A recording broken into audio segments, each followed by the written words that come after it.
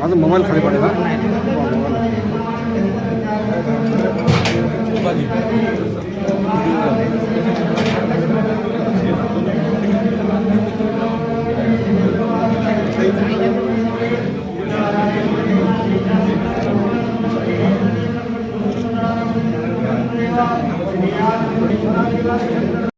दीपक खाली बस बस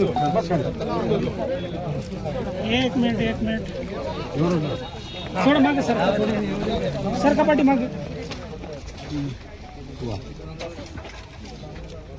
उठू नका कोणी कसं राहा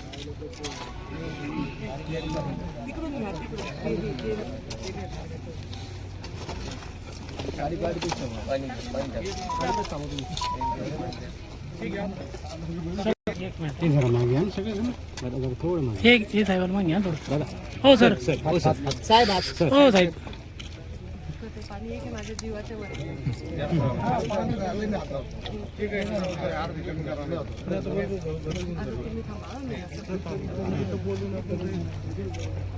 बोला रेणुका माता की जय.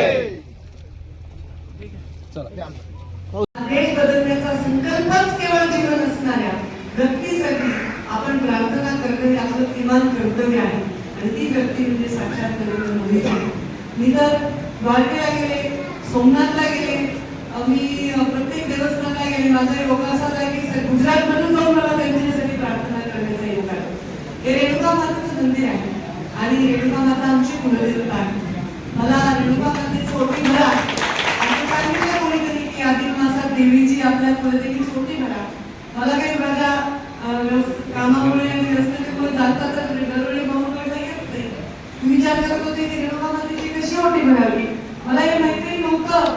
म्हणजे जेव्हा मी ठरवलं की आरती करायची रेणुका मातेची आरती आहे आणि रेणुका मातेची ओटी भरायची म्हणजे रेणुका मातेनेच मला साडी सोडून दिली अधिक मासाची लेकीला असं मला आणि माझी तुमच्या निमित्ताने आरती झाली. नक्की नवरात्रात येईल पालकमंत्री म्हणून. आज तर मी तुम्हाला शब्द देते की नक्की मी नवरात्रामध्ये इथे येईन आणि इथे आपण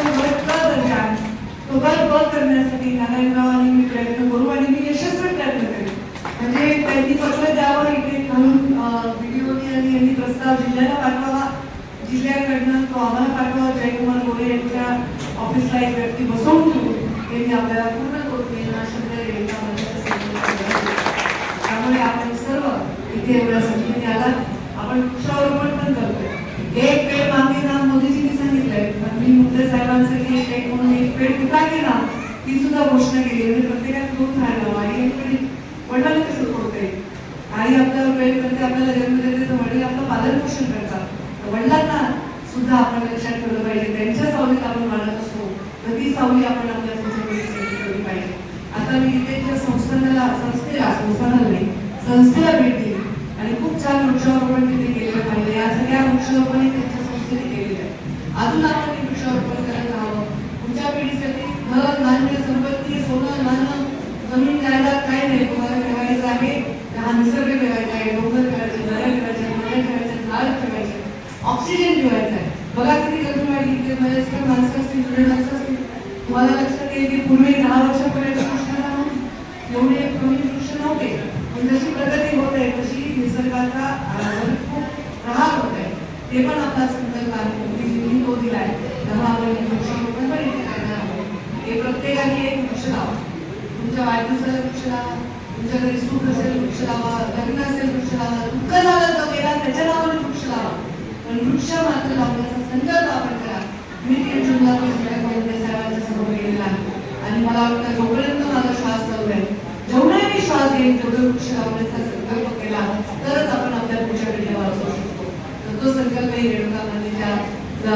आपण सर्वांनी करावा ही प्रार्थना करते आणि माझ्या मागेला मीडियाला येऊ द्या, मीडियाला नाही घ्या, तुम्ही करून घ्या बाजूला. काय सांगाल तुम्ही? मी रेणुका मातेची ओटी भरली आणि रेणुका मातेला आरती केली, रेणुका मातेच्या चरणी प्रार्थना केली. प्रधानमंत्री नरेंद्र मोदी यांचं तप पूर्ण झालेलं आहे आणि हे तप पूर्ण झाल्यामुळे त्यांच्या एक रेकॉर्ड त्यांनी नवीन प्रस्थापित केले. त्यासाठी त्यांना दीर्घायुष्य लाभो आणि या देशाचं उत्थान व्हावं यासाठी प्रार्थना केली. तसंच मी जिल्ह्याची पालकमंत्री असल्यामुळे इथे जिथे भाजपचे आमदार आहेत तिथे शिवसेना, राष्ट्रवादी आणि काँग्रेसचे, जिथे शिवसेनेचे आमदार आहेत तिथे काँग्रेस, दुसऱ्या 3-4 पक्षाचे लोकांना असं नेहमी वाटतं की आम्हाला कमी निधी मिळतो. ते मी त्यांचं सॉल्व्ह करत होते आणि सांगत होते कुणालाही बळी पडू नका, इथून निधी आणून देतो म्हणून 5 रुपये देऊन वेडे बनू नका, असं मी त्यांना आवाहन केलेलं आहे. चला.